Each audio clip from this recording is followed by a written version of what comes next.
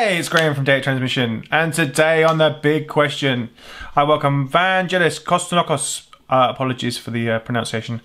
And your big question is, so you're thinking about adding hardware to your setup.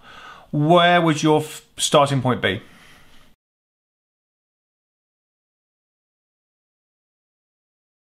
Hey Graham, hey Data Transmission. So yeah, definitely I'm up for gear most of the time, and most of the money that I'm making out of music I just invested back on buying gear. There's been a huge list of synths and compressors or whatever that have passed in my studio, and I wish I had them all, but you know, I'm not that rich that I can afford all of them, so quite a lot of times it has been a trial and error. You know, you buy a synth, then you sell it, and you end up with a bunch of them until you make a shitload of money, like Junkie XL, and you have them all. So definitely my advice to newcomers and even established producers would be to invest some money on buying hardware.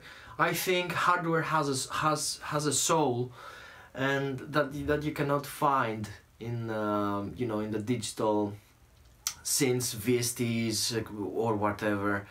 I think that companies understood that, and they know that the marketplace needs a physical connection with an instrument, but up until now it was super expensive. Only the last 5 to 6 years companies changed their marketing strategy, and right now you can find very affordable instruments in the market. And I think for our music, the foundation, the core, it's a good kick and a good bass.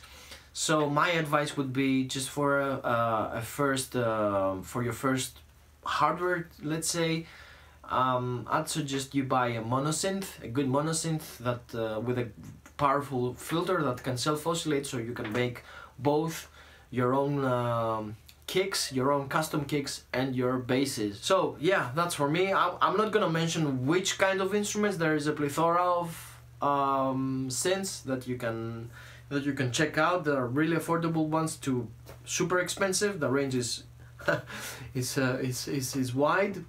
But definitely go for a good synth in the beginning, and after you can always add new stuff.